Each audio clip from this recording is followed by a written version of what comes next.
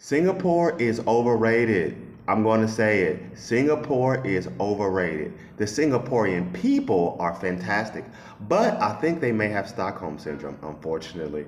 I know there's lots of great things to say about Singapore, and Singapore is not a bad country, but I'm saying it's overrated, and I'm going to make that argument in this video. Hello everyone, it's ASEAN Anthony, and in this video, 5 reasons why Singapore is overrated. Number 1, this is the obvious one. Singapore is not a free country. Singapore is basically just a dictatorship that everyone has just decided to agree on. You are not free to choose your own leader. And I know that Singapore is a clean country, but so is North Korea, okay? That's not impressive to me. The cost of the cleanliness in Singapore is your freedom. Okay. And the rules in Singapore are ridiculous. Just the fact that you just can't, smoke green tobacco, to me, that's enough. I don't understand why that's such a big problem in Singapore. Number 2, now Singapore has convinced people that there's no crime, okay? And that's really a trick, okay? Because I made a video about another country like this. Singapore does have crime, but the criminal is the government. I want to tell you guys that don't know that in Singapore they have caning. This is assault. What a caning is basically the government just publicly beats you because you do something that they don't like.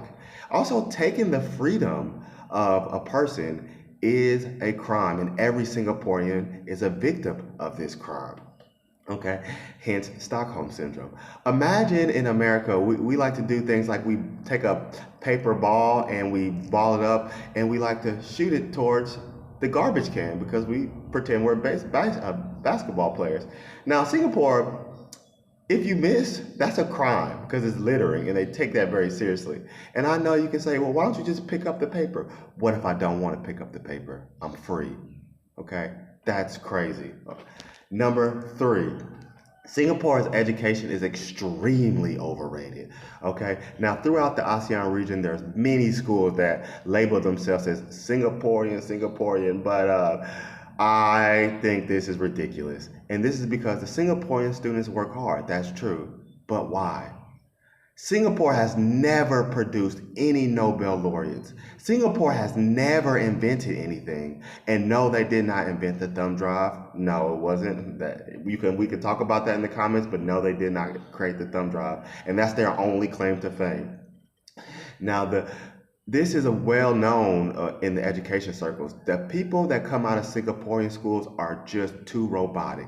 They're too good at taking instructions and not good at innovating. We have a saying in America, A students end up working for C students because A students are just very good at taking instructions, okay? And C students are good at innovating and breaking the rules. And that is where inventions happen. Number 4, Singapore is boring. Now, this is because Singapore is just too small. And if you didn't know, most people around the globe cannot point out Singapore on the map. And if you told them where Singapore was on the map, like if you went to some random person in Brazil or Jamaica, you pointed out and said, this is Singapore, they would probably say, that's not a country. I don't even know if that's a city, but we can't call that a country. It's too small. There's nothing to explore. There's nothing to do. And also it's the only ASEAN country that seems to not have figured out what dating is supposed to be like. They have the lamest dating scene out of all the ASEAN countries. I think if you're a guy, I don't really think you can deny that. And number 5, okay, this is something that's well known within Singaporean business, but Singapore is basically just a Chinese shell company. A lot of Chinese companies put their headquarters or base themselves in Singapore, not because they want to make anything in Singapore. It's just they want the Singaporean label to say that they're more international because that attracts more investors. People are more comfortable investing in Singapore than China for political reasons, or maybe they just don't want to be seen doing business with communism. But when these Chinese companies do that, they're still innovating in China. They're still making their products in China. They're just slapping a Singaporean label into it. Okay, and those are my 5 reasons. Now, I can go into a lot of depth with these reasons, and I'm not saying Singapore is the worst country in the world, but I'm just saying Singapore gets rap that is just the greatest thing in the world. And I'm like, I don't see how. It's a small little blip of a city masquerading as a country with too many rules and no freedom. I just want to give you two final thoughts here.